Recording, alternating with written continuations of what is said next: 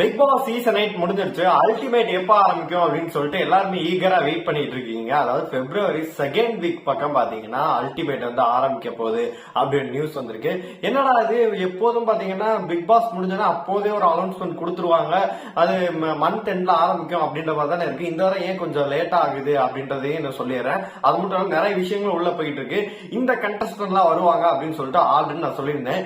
New கண்டஸ்டன்டா பாத்தீங்கன்னா 2 பேர்கள் வர போறாங்க. அதையும் நம்ம எல்லாத்துக்குமே ஃபுல்லாவே பார்த்தரலாம். ஹாய் மக்களே, நான் உங்க ஷாம். பிக் பாஸ் சீசன் 8 முடிஞ்சிருச்சு. அதை அப்படியே வந்து ஓரமா வச்சிடலாம். அல்டிமேட் வந்து எப்ப ஆரம்பிக்க போகுது அப்படின்றத பாத்தீங்கன்னா எல்லாருமே பேசிட்டு இருக்காங்க. ஒரு சில பேர் ரூமர்னு சொல்றாங்க, இல்லப்பா வருது அப்படின்ற மாதிரி சொல்றாங்க. அல்டிமேட் வருது பாத்தீங்கன்னா பிப்ரவரி செகண்ட் வீக் பக்கம் பிளான் பண்ணிருக்காங்களா. ஏன் ஒரு 2-3 வாரம் தள்ளி எடுத்துட்டு போறாங்க அப்படின்னு சொல்லி நம்ம பார்த்தரலாம். எதனால வந்து தள்ளி போகுது அப்படின்னா, அதாவது பிக் பாஸ் கொண்டாட்டம் வந்து பாத்தீங்கன்னா ஜனவரி 31ஆம் தேதி வந்து நடக்க போகுது. ஷூட் வந்து நடக்க போகுது. அது எப்படி பார்த்தாலும் ஒரு பிப்ரவரி 14th அல்லது பிப்ரவரி ஃபர்ஸ்ட் வீக் அந்த மாதிரி பாத்தீங்கன்னா டெலிகாஸ்ட் பண்ணுவாங்க. அதனால அது கொஞ்சம் டிஆர்பி வரணும் அப்படின்னு சொல்லிட்டு எதிர்பார்க்கறாங்க. அப்புறமேட்டு குக் வித் கோமாளி வந்து பல சீசன்கள் வந்து முடிஞ்சிருச்சு.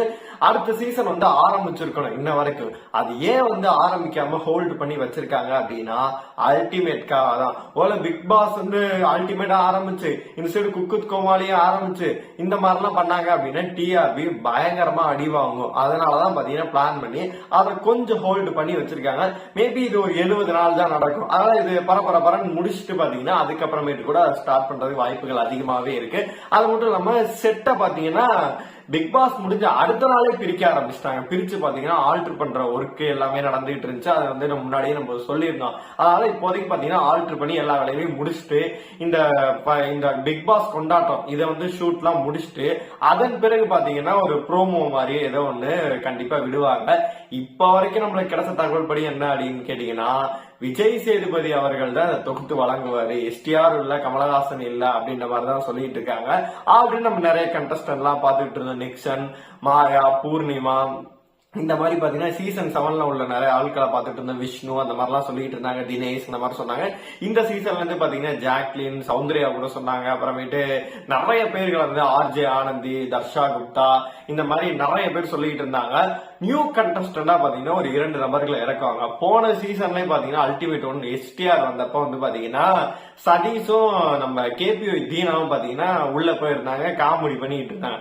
அதே மாதிரி வயல்காடு அப்படின்ற பேர்ல பாத்தீங்கன்னா ஒரு 2 பேரை வந்து கண்டிப்பாவே ஒருத்தர் அல்லது 2 பேரை இறக்குவாங்க. இந்த சீசன் 8வது சீசன் வந்து ஆரம்பிக்கும் போதே வந்து ஒரு சில பேர்கள் அடிபடுச்சு. ஒன்னு டிஎஸ்கே, அதாவது சரவணகுமார், அப்புறமேட்டு பாத்தீங்கன்னா சாலிம் சோயா, இவங்க 2 பேருமே சொல்லியிருந்தாங்க. இவங்க வந்து அல்டிமேட்க்கு வர்றதுக்கான வாய்ப்புகள் வந்து பாத்தீங்கன்னா அதிகமாவே இருக்கு அப்படின்ற மாதிரி தான் சொல்றாங்க. இந்த 5-6 சீசன்ல இருந்து பாத்தீங்கன்னா யாரெல்லாம் எடுக்க போறாங்க, தனலட்சுமில இருந்து ஆரம்பிச்சு ஆயிஷா, அந்த மாதிரி நிறைய பேர்கள்லாம் அடிபட்டு இருக்கு. கண்டென்ட் கொடுக்கிற பிளேயர்ஸ் எல்லாமே பாத்தீங்கன்னா வலுவா இறக்கிருவாங்க. அதுதான் பாத்தீங்கன்னா இந்த பிக் பாஸ் அல்டிமேட்டோட ஒரு பல்ஸ் அப்படின்னே சொல்லலாம். அதனால வந்து ஒரு மிச்சர் சாப்பிட்டுட்டு இருக்கேன் அவனெல்லாம் எடுக்கவே மாட்டாங்க. கண்டென்ட் எவன் வந்து வலுவா கொடுக்குற, நம்ம போன சீசன் வந்து பாத்தீங்கன்னா ஜூலி, அனிதா சம்பத்தி, இங்கிட்டு வனிதா இங்கிட்டலாம் போட்டு விட்டாங்க, வேற லெவல்ல இருந்துச்சு. அதே மாதிரி இந்த சீசன்லயும் பாத்தீங்கன்னா நிறைய கண்டென்ட் கொடுக்கறவங்க எல்லாம் எடுத்து போடுவாங்க.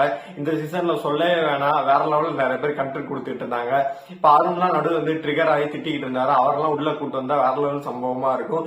ஜாக்லின் நூலில வந்து தவற விட்டாங்க, அவங்கள கூட்டிட்டு வந்தாங்க அப்படின்னா சூப்பரா இருக்கும். பிரதீப் ஆண்டனிக்கு வந்து பாத்தீங்கன்னா ரெட் கார்டு கொடுத்து வெளியில போனாரு, அவரை கொண்டு வந்தாங்க. ஏன்னா அவரை கொண்டு வரணும் அப்படின்னு சொல்லிட்டு எல்லாருமே பேசிட்டு இருக்காங்க. திடீர் ராணுவ ஃபேன்ஸ் பாத்தீங்கன்னா ராணுவ இந்த வீடியோ போட்ட எல்லா கமெண்ட்ஸ்லயும் பாத்தீங்கன்னா ராணுவ வரணும்னு சொல்லிட்டு இருக்காங்க. ராணுவம் வராரான்னு தெரியவே இல்லை. சப்போஸ் வந்தாரு அப்படின்னா எல்லாரும் ஒரு ட்ராக்ல போகும்போது தலையை குழப்பி விடுற மாதிரி வேற ட்ராக்ல போவாரு. கண்டிப்பா வந்து நல்லா இருக்கும். ஏன்னா அவரும் விஜய் சேதுபதி மேல கொஞ்சம் மன வருத்தத்துல இருக்காருன்னு சொல்லிட்டு ரவீந்தர்ட்ட சொல்லிட்டு இருந்தாரு. அந்த ஆடியோக்கெல்லாம் கூட நம்ம கேட்டிருந்தோம். இல்ல ராணுவம் வருவாரா அப்படின்னு சொல்லிட்டு நம்ம தெரியவே இல்லை. அடுத்தடுத்து ப்ரோமோ எப்ப வரப்போகுது, அந்த மாதிரி அப்டேட்கெல்லாம் கிடைச்சிச்சு அப்படின்னா உடனே வந்து உங்களுக்கு அப்டேட் பண்றேன். உங்களை பொறுத்த வரைக்கும் இந்த பிக் பாஸ் அல்டிமேட்ல யாரு ஹோஸ்ட் பண்ணா நல்லா இருக்கும்னு சொல்லிட்டு நீங்க நினைக்கிறீங்களோ மறக்காம கமெண்ட் பாக்ஸ் சொல்லுங்க. யாரெல்லாம் வந்தா நல்லா இருக்கும் அப்படின்னு சொல்லிட்டு நீங்க நினைக்கிறீங்களோ மறக்காம கமெண்ட் பாக்ஸ்ல சொல்லுங்க.